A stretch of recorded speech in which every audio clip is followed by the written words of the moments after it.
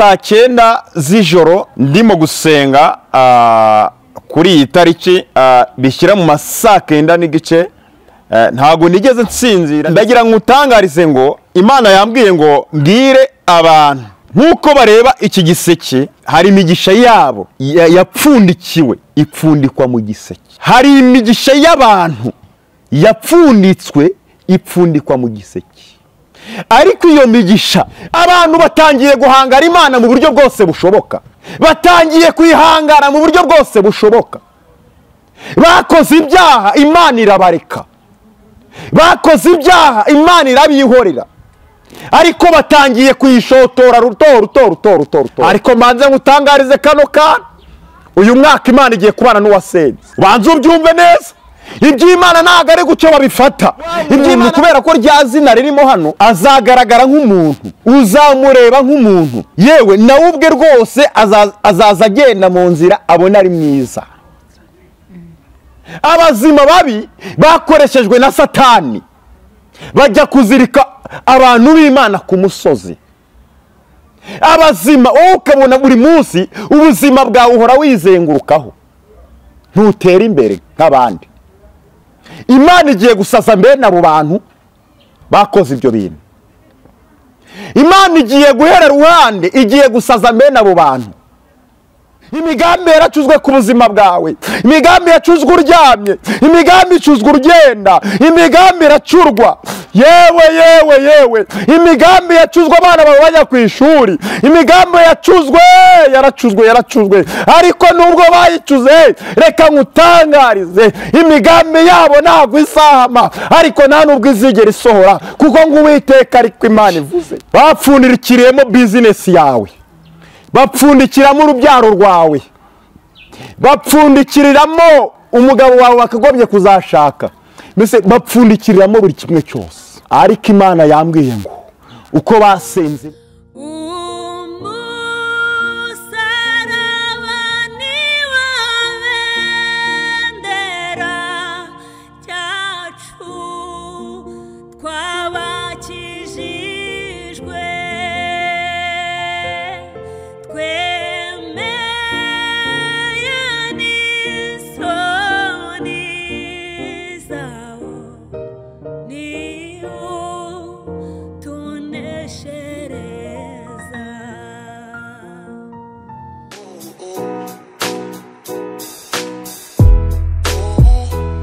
uwabuze umuranga yaheze iwabo kugira ngo ibirori byawe bigende neza, bise neza, bisaba ibintu bitandukanye, ariko byose ababijemo baguye isari, inzara ikabica, biba bitaye agaciro. Emmanuel Catering Service twakuzaniye igisubizo, aho dutekera ubukwe, ibiterane, amahugurwa, inama n'ibirori bitandukanye. Wivunika tubigusangisha aho wakoreye ibirori hose. Ikindi kandi tubafite ibikoresho bikodeshwa, ari byo shopping dish, amasahane, amasafuriya, imbabura n'ibindi. Dukorera mu gihugu cy'u Rwanda hose, ibiciro biri hasi cyane. Duhamagare cyangwa twandikire kuri 078 34 942 cyangwa 072 50 53 54. Reka ngusuze kandi nkwifurize amahoro y'Imana ndetse n'imigisha tuba kwiteka Imana aho dukunda kandi gukurikira ibiganiro byose bica kuri izi channel. Reka tuve ngo ineza y'Imana ibane nawe kandi umugisha w'Imana komwe ndetse n'abawe bose hafi na rero aho uherereye hose, abahereye mu mugabane wa Amerika, Aziya, Burayi na Afurika. Duteye mwese turabasuhuje, ariko kandi tubifurije guhirwa n'imirimo y'amaboko yanyu. Uwiteka Imana bahire, Uwiteka Imana bagure, Uwiteka Imana abahe icyo umutima wanyu wifuza. Ukora subscribe ni mutarakora subscribe kugira ngo ujye ubana natwe mu biganiro byose tunyuza kuri channel, bizadufasha kugira ngo muzadushyiraho ubutumwa ujye uwa mbere kugira ngo ububone. Ndi kumwe n'umukozi w'Imana Nzaramya. Zamya turagusuhuje. Turagusuhuje, murakoze cyane mu izina rya Yesu.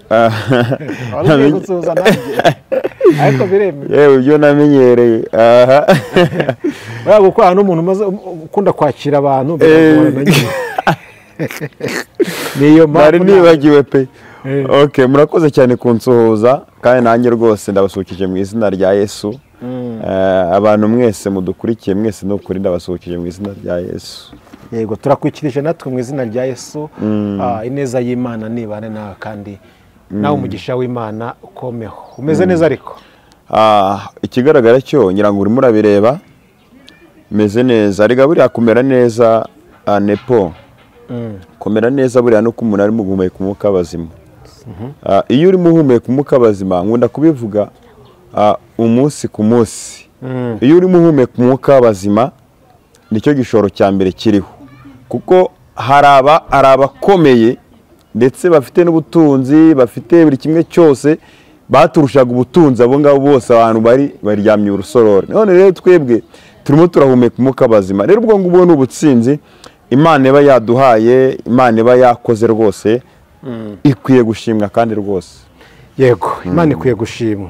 Wari ubuzeho ariko nzara kubura suko nyine babitewe, urabizi kenshi na kenshi n'ubuzima turimo dushakisha mu buzima busanzwe, n'ubutumwa tukabuvuga, ariko rimwe na rimwe tukajya no gushaka n'icyatunga umuryango. Yego, turagushimiye kubana natwe kandi wakoze sibyo kwa nari mu rugo urisanga. Reka tugusabe no mbere ko dukomeza kuganira ubanza usenga Imana. Reka twahe Imana dusenge. Mana turagushimye, turaguhimbaje kuko uri Imana ikomeye kandi uri Imana y'inyembaraga, ugira neza bugacya bukira. Waraturengeye, turengera bikomeye, uturengera intambara zihagurutse. Niyo mpamvu rero nyagora ku ngoma tuzigera tukureka cyangwa se tuva imbere yawe, kuko imbere yawe twaratabawe, imbere yawe twagiriye tubona neza ndetse n'ubutabazi. Wabanye natwe, uraturengera, turinda imitego y'abadayimoni. Twarakubonye intambara zihagurutse mu buryo bwose, ubana natwe kandi uratwiyereka. Niyo mpamvu rero nicaye imbere ya kamera kandi nje kuvuga ibyo wambwiye, nje kuvuga ibyo wantumye. Ndabizi neza yuko anyagora ku ngoma ari cyo ugiye gukora kandi hari n'icyo ugiye kurema. Ngaho rero nyagora ku ngoma abo biri bugereho babashe kubyakira kandi ugira ukirema ndetse ugire n'icyo ukomeza. Ngaho urakoroze, uraguhara ku ngoma, ni mu izina rya Yesu Kristo wa Nazareti umucunguzi. Amen.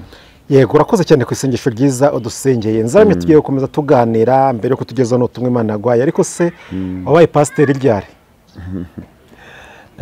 Pasiteri buriya mpamvu bikwaje nuko mbona ufite igiseke uri guturisha, bimeze bite? buriya rero muri covid wa pasiteri bagendaga ibiseke mu ngo zanyu bagenda baturisha abantu koko. Buriya rero ahangaha harimo agapfundikiye kandi buriya agapfundikiye ugatera amatsiko. Agapfundikiye gatera amatsiko. Ubu ngubu rwose uko byagenda kose ndahamya neza ko ikiri buvemo turi bugisangire, sibyo? Ariko nanone ntago ndimo guturisha pe, babyumve neza pe, batagira ngo nazanye ituro cyangwa se naje guturisha oya. Ahubwo nyine system Imana yampaye ngomba gukoresha yubatse gutya. Yego, Imana yambwiye ko iki giseke ngomba kukizana bese nkagikoresha kugira ngo mbwire abantu babashe kubyumva neza. Nagishatse kandi murabizi neza ko ahantu turi mu murwa wa Kigali kugira ngo muri iki giseke biragoye nepo, biragoye kuko ubu ngubu ibindi ngo izigira ibiseke zibera mu byaro. Uri kumva ko ariho batura bakajyana ibishyimbo, ariko mu murwa wa Kigali rwose ushobora kuzenguruka n'ingo 50 bakubwira ushakamo igiseke ukakibura, bikaba ngombwa kujya kugikodesha. Yego, urakoze Nzaramye, urakoze cyane. Reka noneho tuguhe n'umwanya ukomeze utugezeho ugenda muri iyo system Imana yakoherejemo, ufite n'igiseke, nimba ari ugutura, nimba agiye kuduha birimo, ntago nanjye mu bantu bagiye kwicara gategereza nanjye ndimo. Imana igumugisha imbaraga n'amavuta. Gusa murakoze, gusa tugiye kuganira cyangwa se kuvuga mpera ku ijambo Imana yampaye ngomba guhagurukiraho cyangwa se ngomba kuvuga. Ngira ngo iki giseke nk'uko mukireba gutya kirapfundikiye, ariko iyo gipfundikiye ntabwo ushobora kubasha kureba ibintu birimo. Bivuze iki? Ubu ngubu ugeze gutya rwose ukareba niba gipfundikiye, bishatse kuvuga ngo ikintu kirimo indani ntabwo ushobora kukireba. Yego, ariko saa 9 z'ijoro ndimo gusenga kuri iyi tariki bishyira mu masaa 9 n'igice, ntago nigeze nsinzi, ntago natoye ibitotsi kugeza ndetse nabyutse saa 12 ibitotsi byanze.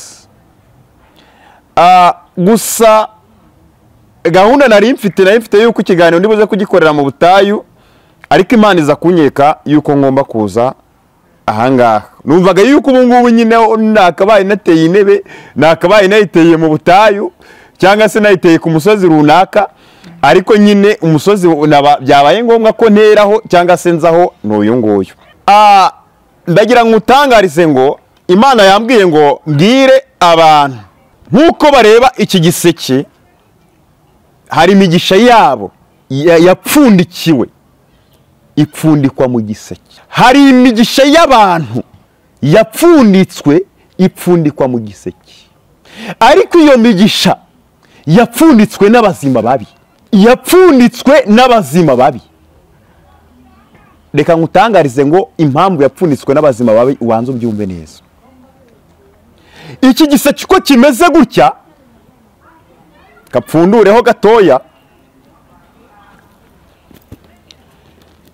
iki giseke ko kimeze gutya, abarozi hari imitongero batongeye, barayitongera, baratongera ngo runaka ntazashake, runaka ntazubake, ubwiza bwe ntibuzigere bujya ahagaragara, ntibuzigere buboneka. Barangije barabitongera, barangije izina bararifata barishyira mu giseke, barapfundikira. Bivuze iki? Wa muntu kubera ko rya zina ririmo hano azagaragara nk'umuntu, uzamureba nk'umuntu, yewe nawe ubwe rwose azaza agenda mu nzira abona ari mwiza, ariko rya zina rya wa muntu ripfundikiye mu giseke. Yego. Rya zina rya wa muntu ripfundikiye mu giseke. Abantu ngo barakoze biranga, bafite amabutike, bafite buri kimwe cyose, ndetse ukagerageza kuba wakubaka, ukaba wagerageza ubucuruzi. Abantu bafite amabutike, umuntu akinjira mu nzu afite tageti yo kugira ngo umugarurire inote imwe, ukayimugarurira, akaza akayipfundikira muri cya giseke, akaturiraho amagambo, akavuga ati iyi note shyizemo. Uyu muntu ntazigera harenga, ahubwo agira ngo azaharenge, azasubire hasi. Ugahora muri ubwo buzima wizengurukaho. Hari bamwe mwatangiranye bizinesi, bamwe barimo barajya za Dubai, wowe ukibaza impamvu uheze aho ngaho. Ni rya zina ryawe, ni ya note bafashe baraza barayipfundikira ku bw'amagambo batuye. Imana irambwira ngo onze saa 9, izo saa 9 z'ijoro nibwo yabimbye ngo nze gukora ikiganiro, mbwira abantu ngo basenga mu buhe buryo bwo kugira ngo babe bakurirwaho izo mbaraga mbi bashyizweho. Abantu bashyizweho imbaraga mbi muri ubwo buryo, ariko batangarize mbabwire ngo iyi si irimo gukoreramo imyuka ibiri. Harimo umwuka w'Imana ndetse hakabamo n'umwuka wa Satani. Ariko iyo myuka uko ari ibiri yose irimo ihangana. Ariko umwuka wa Satani icyo waje gukora ni ukwica no kurimbura. Umwuka w'Imana waje uze kubohora imbohe ziboshye. Hari imbohe zabohwe n'abazima babi. Abazima babi baragiye bafata abantu b'Imana babashugunya mu kibo nk'iki. Abazima babi bakoreshejwe na Satani bajya kuzirika abantu b'Imana ku musozi. Abazima wowe ukabona buri munsi ubuzima bwawe uhora wizengurukaho. ntutera imbere nk'abandi. Abazima babi bakugezeho. Ariko nasomye ijambo rirambwira ngo nzabasaza. Bene abo ngabo nzabasaza. Nzasaza abarozi. Umurozi yasaze. Yasaze. Icyo akoramo ni ugukuramo imyenda akiruka. Ubanze neza wumve yuko iyo umurozi yasaze, niba ari uburozi yarogeshaga, icyo akora ni ukubujugunya akiruka. Bishatse kuvuga iki? Imana igiye gusaza mbene abo bantu bakoze ibyo bintu. Imana igiye guhera ruhande, igiye gusaza mbene abo bantu. Muri uyu mwaka Imana igiye gusaza mbene abo bantu. Ijambo ry'Imana rivuga ngo mbene ibyo urabikora nka kwihorera, ngo ukagira ngo mpanywe nawe, ngo ariko umunsi umwe nzagushyira ku mugaragaro. Bishatse kuvuga iki? Imana igiye gukora buryo bwose bushoboka yiyarange, kuko Imana nta n'umunsi n'umwe izigera iruhanya n'umurozi. Nta n'umunsi n'umwe izaruhanya n'abayirwanya. Nta n'umunsi n'umwe izigera yihanganira abantu barwanya ubwoko bw'Imana. Abantu batangiye guhangara Imana mu buryo bwose bushoboka. Batangiye kwihangana mu buryo bwose bushoboka. Bakoze ibyaha, Imana irabareka. Bakoze ibyaha, Imana irabihorera. Ariko batangiye kuyishotora ruto. Kugeza igihe nubwo batangiye kujya bajya mu birori bakavuga ngo Imana yabonye zero. Nibatekereze neza yuko Imana ariyo yabahaye ibirori. Nibatekereze neza yuko Imana ariyo yabahaye umunsi mukuru. Ndagira ngo ngutangarize ngo uyu mwaka utari warangira, hari aho abarozi bari baragushyize, hari aho abapfumu bari baragushyize, bari baragushyize mu ibuye, bari barakwicariye, hari igishyizi bari baragushyizemo kugira ngo utazubaka, kugira ngo utazagubwa neza, kugira ngo utazagira urugo ruzima. Ariko muri uyu mwaka password, ubwo wasenze neza, Imana igiye kubana nawe. Gusenga k'umukiranutsi kugira umumaro iyo yasenganye umwete. Warasenze ugenda za Kanyarira biranga, urazenguruka ujya mu butayu biranga, ariko ubu noneho Imana igiye gucakirana nawe mu ikorosi. Kandi nucakirana nawe mu ikorosi, Imana irakora icyumutse. Hari igihe umuntu agenda mu butayu burebure, akagenda bikomeye cyane, mbese rimwe na rimwe akiganyira, akavuga ati nzatabarwa bigenze gute. Ariko nagira ngo ubwenge Yesu agiye kugutabara. Nubwo bimeze gutyo, hari ijambo Imana yirahiriye, yarirahiriye ivugira ngo nubwo bimeze gutya, ariko icyubahiro ntabwo nzigera nyiha uwundi.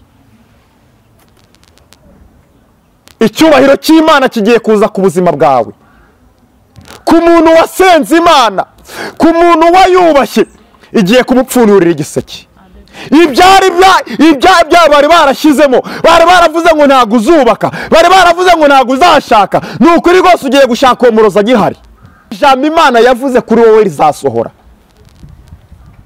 Abadayimoni bagerageje kuburizamo imigambi yawe, abapfumu bagerageza kuburizamo imigambi yawe, bagerageza kugira ngo barebe yuko isezerano ryawe ryazimira. Kandi isezerano ry'umuntu Imana yamuvuzeho ntabwo rijya rizimira, ntabwo rizimira, ntiribaho. Impamvu Satani ajya abasha kumenya amasezerano twahawe akagerageza kuturwanya uburyo bwose, akatwohereza abapagasi biwe. Ariko nagira ngo utangarize ngo nubwo dayimoni zazukuka, ijambo Imana yavuze ntago rijya risaza. Nubwo amajwi igihumbi yarahagurukiye kukurwanya ku buzima bwawe, ariko ayo majwi igihumbi acecekeye imbere y'Imana. Acecekeye imbere y'Imana. Birashoboka yuko wari wowe wihebye, wari ufite agahinda kenshi cyane bitewe n'igihe wicayemo. Iyo umuntu yicaye mu gihe, niyo yisize amavuta ntaga munogereza. Iyo yicaye mu gihe, niyo wambaye akenda ntago kakubera. Iyo umuntu yicaye mu gihe, niyo ugiye guhaha ibyo wakagombye guhaha, babona yuko atari wowe bikwiriye. Ariko nagira ngo ubwire ngo igihe cyawe ugiye kucinjiramo. Isaha y'Imana ku buzima bwawe igiye kuza. Ariko manze ngutangarize kano kana, uyu mwaka Imana igiye kubana n'uwasenze. Ubanze ubyumve neza. Iby'Imana ntago ari gucyo babifata, iby'Imana gucyo ntago ari kuba bireba. Oya, upfa kuba warasenze neza cyane. Nyuma yo gusenga rero, password ku buzima bwawe iracyakomeye. Password ku buzima bwawe iracyahari. Ndagira ngo utangarize ngo iyi telefone urimo urayireba, iyi telefone urimo kureba, ni njyewe ubasha kumenya password yayo. Ni njyewe ubasha kumenya password yayo. Mu rundi ruhande, Imana ku buzima bwawe niyo izi password y'ubuzima bwawe.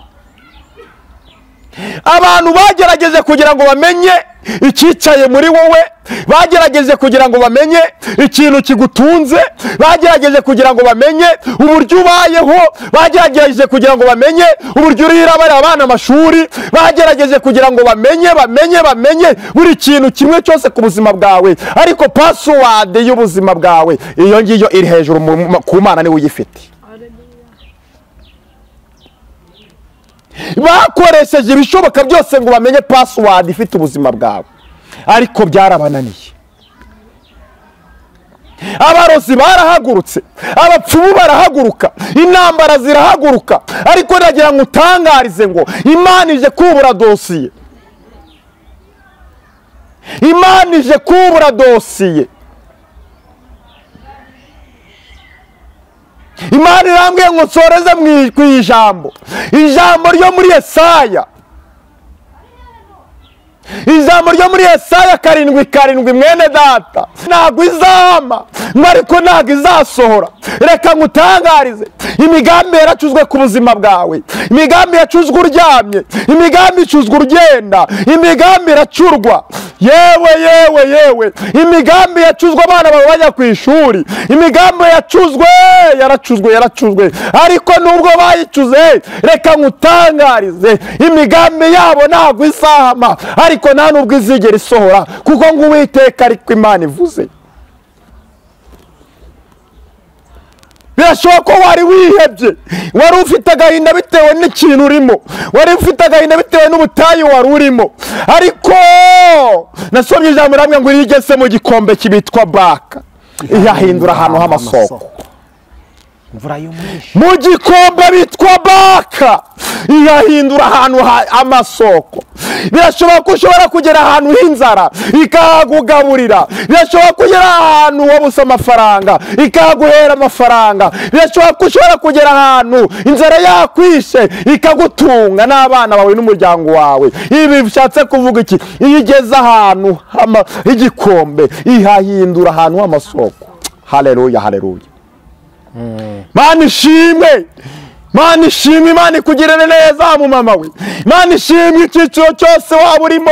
Ndagira ngo ubwire ngo Imana ije kugupfundura, Imana ije kugutwikururira, Imana ije kuguhindura amateka. Ariko ngutangariza aka kantu, password irimo bisaba kuba warabanye n'Imana neza, bisaba kuba warasenze Imana, abasenze Imana nta kintu bazaba, nubwo ibyago bizaza nta kintu bizabatwara, nubwo intambara zizaza nta kintu zizabatwara, nubwo ibyorezo bizaza nta kintu bizabatwara. Wibuke ijambo Imana yavuze, yaravuye ngo nzabana nawe. Reka nkubwire inshuti yanjye, iyo Imana ivuze ngo uzabana nawe, ni ukuri rwose ibana nawe, kandi mu kubana nawe rwose ni ukuvuga ngo iragutunga, irakugaburira, kandi ikanakwambika buri kimwe cyose. Imana ivuze ngo ndagira ngo utangarize, iyo Imana ivuze ngo guhaye umugisha, ibiguhaye umugisha, iyo urugo irutanzemo umugisha nta muvumuzamo. Iyo Imana itanze umugisha, nakugira ngo utangarize ngo nubwo intambara zahaguruka, iyo Imana itanze umugisha mu rugo rw'umuntu, ni ukuri ndagira ngo utangarize ngo nta ndwara irangwamo.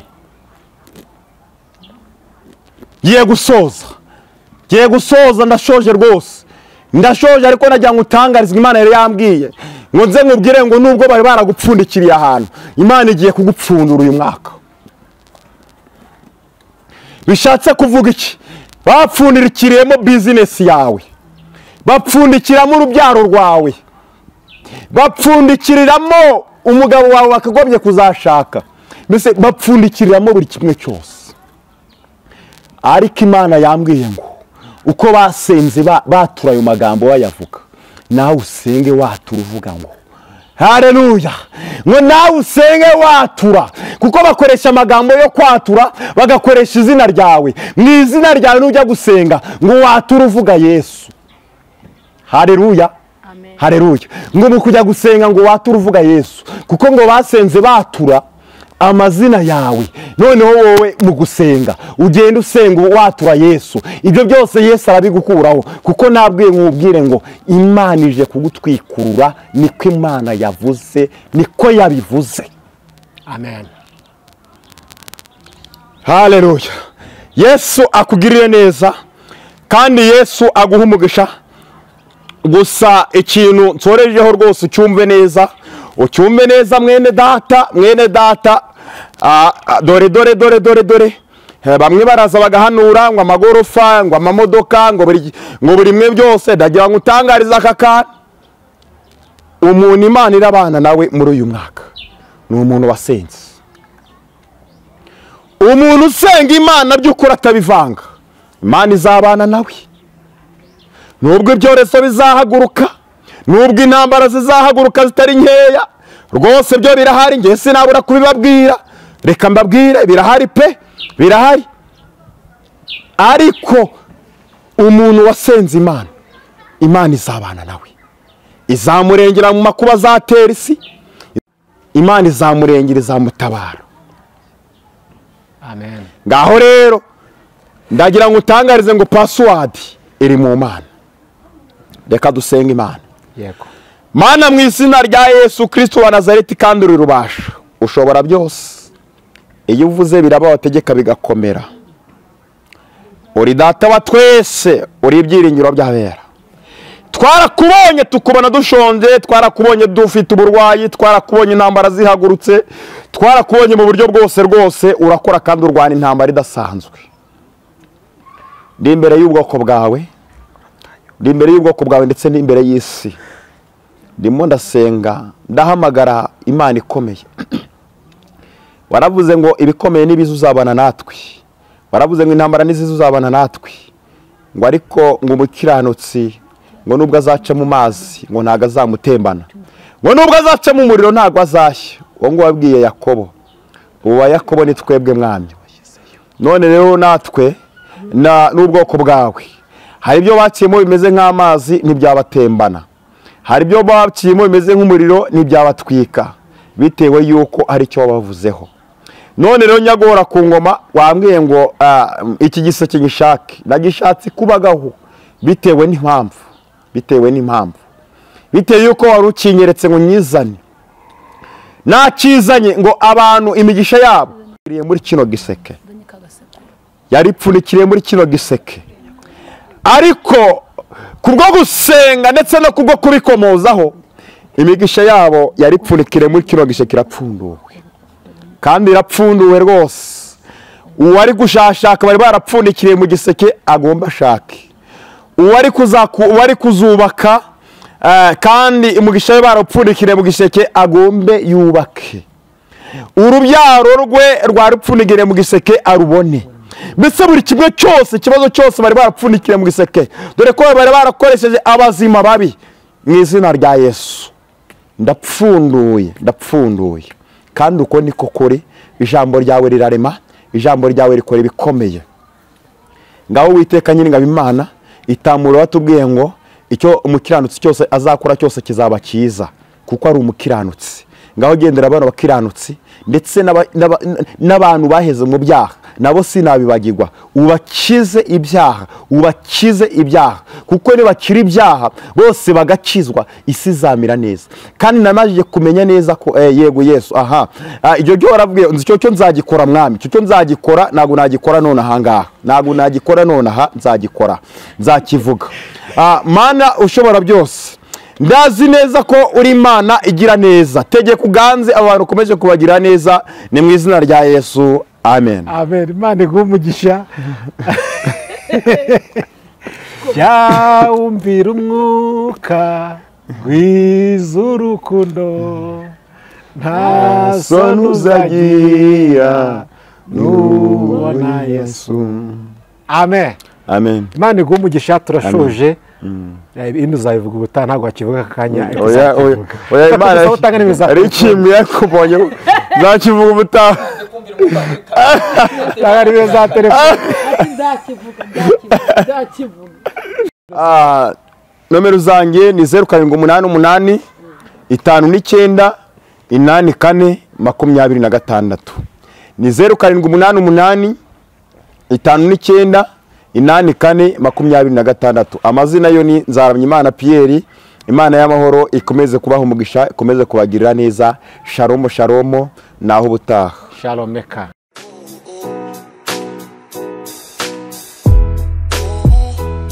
Uwabuze umuranga yaheze iwabo, kugira ngo ibirori byawe bigende neza, bise neza, bisabe ibintu bitandukanye, ariko byose ababijemo baguye isari, inzara ikabica, biba bitaye agaciro. Emmanuel Catering Service twakuzaniye igisubizo, aho dutekera ubukwe, ibiterane, amahugurwa, inama n'ibirori bitandukanye. Wivunika tubigusangisha aho wakoreye ibirori hose. Ikindi kandi tubafite ibikoresho bikodeshwa, aribyo shopping dish, amasahane, amasafuriya, imbabura n'ibindi. Dukorera mu gihugu cy'u Rwanda hose, ibiciro biri hasi cyane. Duhamagare cyangwa twandikire kuri 0788 31 942 cyangwa 0722 55 53 54 9. Emmanuel Catering Service.